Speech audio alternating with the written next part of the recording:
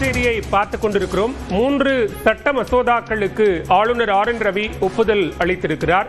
உள்ளாட்சி அமைப்பு சிறப்பு அதிகாரிகளினுடைய பதவிக்காலத்தை நீட்டிப்பது உட்பட 3 சட்ட மசோதாக்களுக்கு ஆளுநர் ஆர்.என். ரவி ஒப்புதல் அளித்திருக்கிறார். அண்மை செய்தியாக பார்த்துக் கொண்டிருக்கிறோம். கூடுதல் விவரங்களோடு இணைகிறார் சிறப்பு செய்தியாளர் அபினேஷ். விவரங்கள் என்னென்ன மசோதாக்களுக்கு ஒப்புதல் அளிக்கப்பட்டிருக்கு?